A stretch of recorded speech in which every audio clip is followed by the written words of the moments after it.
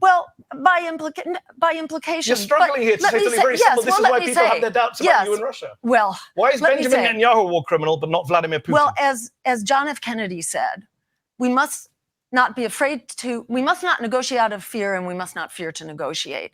So if you want to be an effective world leader, you don't start by name calling and hurling epithets. So how will President Stein negotiate with Israel then if you've called Netanyahu a war criminal? Well, we've got a fun clip coming in from Zeteo Media. You know, Mehdi Hasan, obviously a guy that we've been pretty interested in his commentary recently. I think his new trip out into his own independent media sphere has been the best thing for him. He's no longer affiliated with Peacock. He's been capable of speaking his mind. So we've been really impressed by a lot of his commentary. Excited to see that he is interviewing Jill Stein and Butch Ware.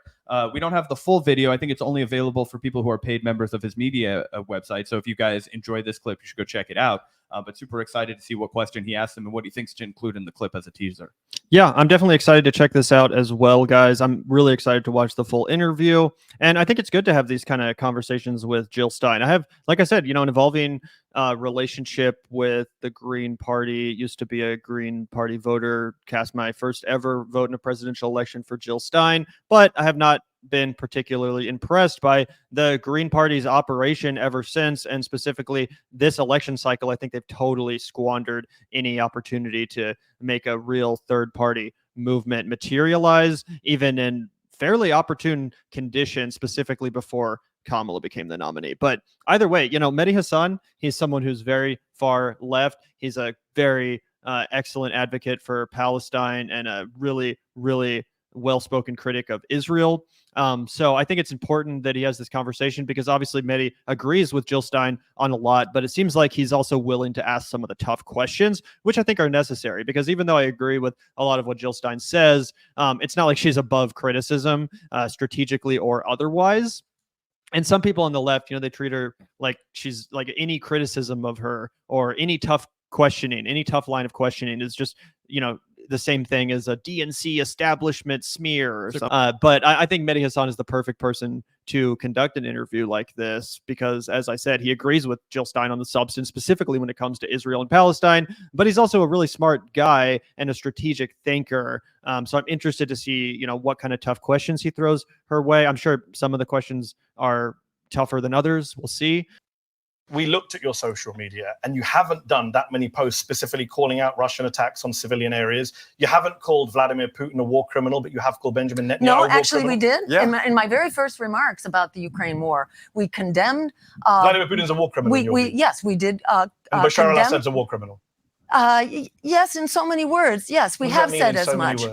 So you called Netanyahu one, which I think he is. Oh, but absolutely. Is Putin a war criminal? So what we said about Putin was that his invasion of Ukraine is criminal. It's a criminal and murderous war. And he's a war criminal who should be on trial. Well, by implication. You're struggling here to say something very simple. This is why people have their doubts about you in Russia. Well, why is Benjamin Netanyahu a war criminal but not Vladimir Putin? Well, as John F. Kennedy said, we must not be afraid to, we must not negotiate out of fear, and we must not fear to negotiate. So if you want to be an effective world leader, you don't start by name calling and hurling epithets. So how will President Stein negotiate with Israel then if you've called Netanyahu a war criminal? Well, okay, that is a weird double standard.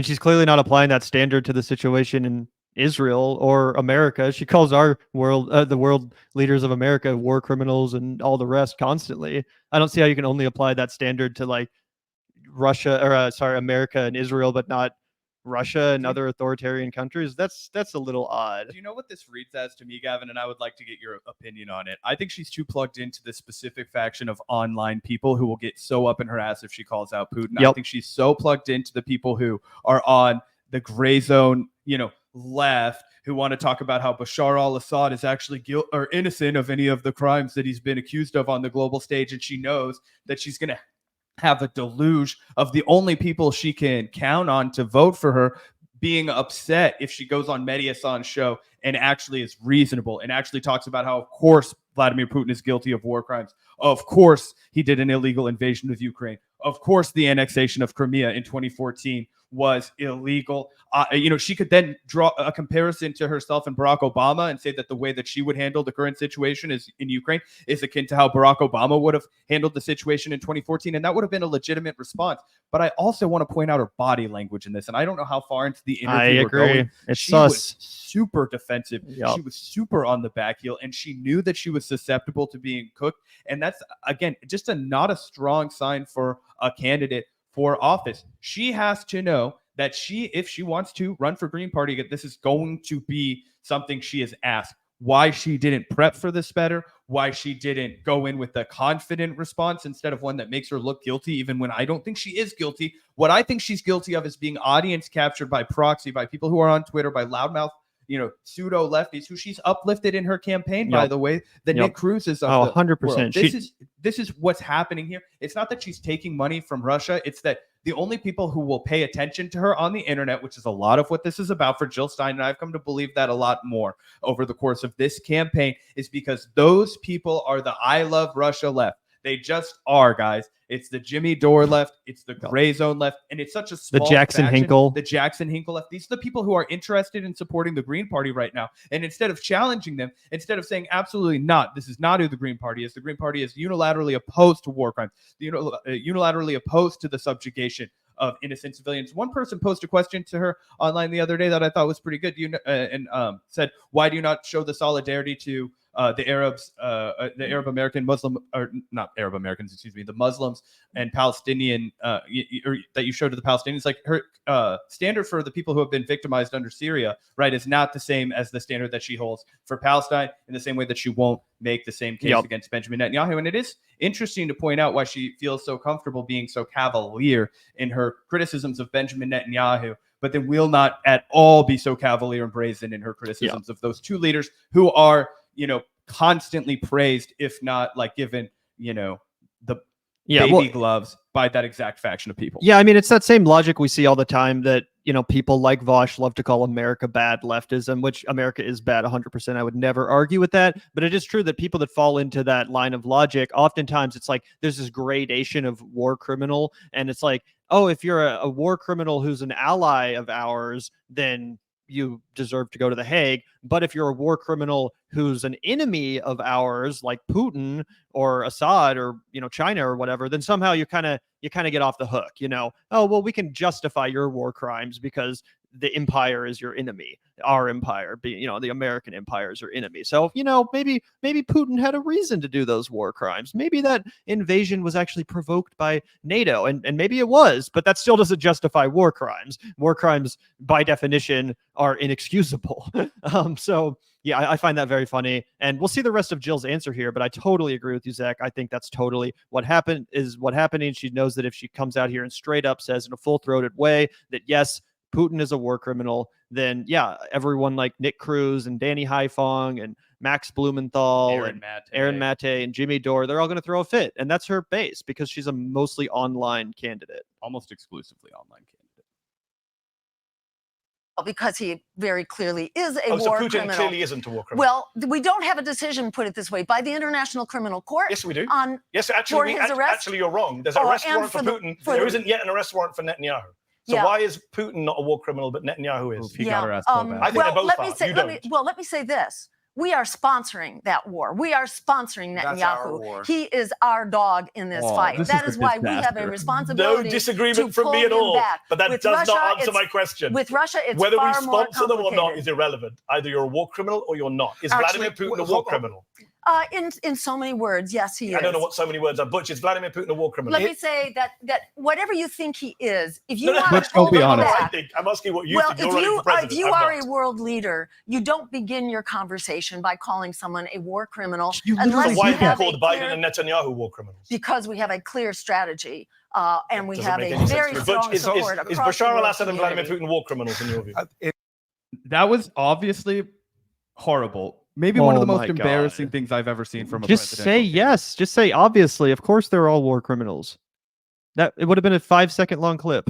Yeah, and then all of the fucking, Jimmy Dore stands and all these Oh, fucking goons are going to crawl into her replies. Guys, that clip right there was the final straw. This is the final straw. I can't take this seriously at all anymore. That was a disgrace. That was a horrible representation of any kind of argument that you would make for a ceasefire, that you would make for a left foreign policy. That was a disgrace. To be honest, that was not good. And Medi Hassan is not some DNC hatchet man. The dude got fired by MSNBC for being anti-war. So I don't want to hear from any of these, freaks online that, the DNC sent out another hatchet man. Medi Hassan is just a shitlib. No, Medi Hassan literally got fired for being anti-war, for being one of the few people on MSNBC that would actually be honest about Israel. So I don't want to hear that from anyone. No, dude. Not only that, but he actually agrees with her. He just wants her to say it, right? He does think Vladimir Putin is a war criminal. He's one of the most outspoken critics of our foreign policy in Gaza.